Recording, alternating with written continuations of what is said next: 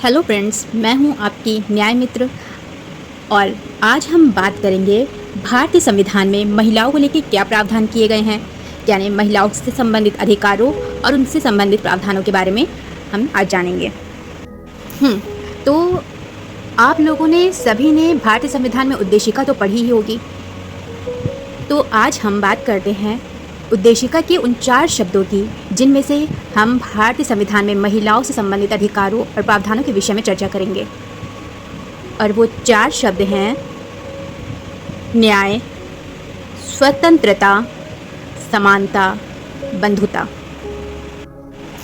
भारतीय संविधान की उद्देशिका में जिसमें सभी नागरिकों, जिनमें महिलाएं भी सम्मिलित हैं, के लिए विशेष प्रावधान किया गया है। और न्याय, स्वतंत्रता, समानता, बंधुता उन्हीं में से हैं। आज हम इन्हीं के आधार पर संविधान में महिलाओं से संबंधित प्रावधान समझने का प्रयास करेंगे। सबसे पहले बात करते हैं न्याय की। तो सबसे पहले बात करते हैं सामाजिक न्याय की। सामाजिक न्याय के अंतर्गत सबके साथ एक जैसा व्यवहार होना चाहिए, चाहे वो स्त्री हो या पुरुष हो। कानून के समक्ष सभी एक जैसे हैं, सभी समान हैं, ये बात कहता है आर्टिकल 14। और हमारा आर्टिकल 21 यानी आर्टिकल 21 कहता है कि गरिमा के साथ जीवन जीने का, समाज में सम्मान के साथ रहने का प्रत्येक व्यक्ति को, जिसमें महिलाएं भी सम्मिलित हैं, अधिकार होता है। ये हो गया हमारा सामाजिक न्याय। अब बात करते हैं आर्थिक न्याय की। तो आर्थिक न्याय हम आर्टिकल के साथ ही सारे एक साथ बता देते हैं, वरना वीडियो बहुत लंबी हो जाएगी। आर्टिकल 16 कहता है अवसर के लिए समानता, यानी कि स्त्री एवं पुरुष दोनों की समानता की बात की गई है यहाँ। आर्टिकल 39 का कहता है स्त्री पुरुष को समान जीवोपार्जन। आर्टिकल 39 खा कहता है समान कार्य के लिए समान वेतन, यानी कि चाहे वो स्त्री हो या पुरुष हो, अगर उन्होंने समान कार्य किया है तो उनको समान वेतन दिया जाएगा। आर्टिकल 41 कहता है काम पाने का अधिकार सभी को होता है, सभी को, अर्थात चाहे वो स्त्री हो या पुरुष हो। यहाँ पे भी स्त्री के अधिकारों की चर्चा की गई है। आर्टिकल 42 कहता है काम की दशाएं न्याय संगत हों, यानी कि कोई भी ऐसा स्थान जहाँ पर किसी स्त्री का शोषण होता है तो वो काम की दशाएं न्याय संगत नहीं होती हैं। यानी ऐसी जगह जहाँ महिलाएं स्वतंत्र रूप से सम्मान के साथ काम कर सकें, ऐसी जगह न्याय संगत होती हैं। और इसकी बात करता है आर्टिकल 42। इसके लिए आप लोग एक केस पढ़ लीजिएगा, विशाखा केस, बहुत ही ज़्यादा फेमस केस है इस मामले में।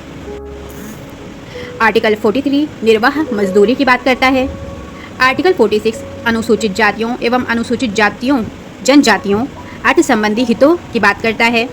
आर्टिकल 47 पोषाहार और स्वास्थ्य से संबंधित है, इसमें भी महिलाओं के अधिकारों की बात की गई है। तो जो अभी हमने जितने भी आर्टिकल्स पढ़े हैं वो सारे सामाजिक न्याय के अंतर्गत आते हैं। अब हम बात करते हैं राजनैतिक न्याय की। राजनैतिक न्याय में ज़्यादा आर्टिकल्स नहीं हैं, सिर्फ 243 घ 243 नाय 2 ही आर्टिकल हैं, जिनके अधीन महिलाओं के लिए पंचायतों एवं नगरपालिकाओं में स्थान आरक्षित रहेंगे, इस बारे में बात की गई है। और वोट देने का अधिकार सबके पास है, चाहे वो महिला हो, पुरुष हो, मतलब 18 साल से ऊपर के बच्चे हो, मतलब सबके पास वोट देने का अधिकार होता है। और स्पेशली हम यहाँ बात कर रहे हैं महिलाओं की, तो महिलाओं को भी वोट देने का समान रूप से अधिकार है।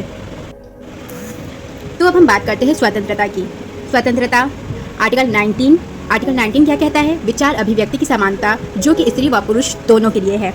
विचार अभिव्यक्ति की समानता जो कि स्त्री एवं पुरुष दोनों को है, मतलब चाहे वो स्त्री हो या पुरुष हो, अपने विचार को अभिव्यक्त कर सकते हैं, कहीं पर भी आ जा सकते हैं, कहीं पर भी रह सकते हैं।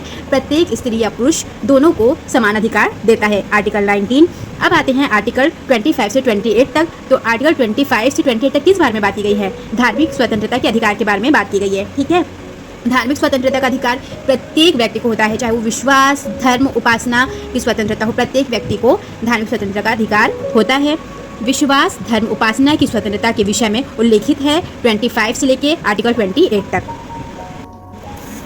देखिए, महिलाएं एवं पुरुष दोनों ही समान हैं, तो हमारे भारतीय संविधान में दोनों को समान दर्जा दिया है, चाहे वो समानता का अधिकार हो, जीवन जीने का अधिकार हो, जॉब करने का अधिकार हो, वोट देने का अधिकार हो, मतलब प्रत्येक जगह कानून के समक्ष समानता, प्रत्येक जगह एक महिला और पुरुष को समान रखा है और महिलाओं के अधिकारों को भी संरक्षित रखा है।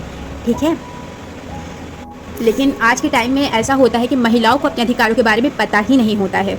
तो महिलाओं को अपने अधिकारों के बारे में पता होना चाहिए कि उनके क्या अधिकार हैं। और ये वीडियो जो है LLB के बच्चों के लिए, BLLB के बच्चों के लिए, और जो महिलाएं अपने अधिकारों को जानना चाहती हैं कि उनके संविधान में, उनके कानून में क्या अधिकार है, उनके लिए बहुत ज़रूरी है।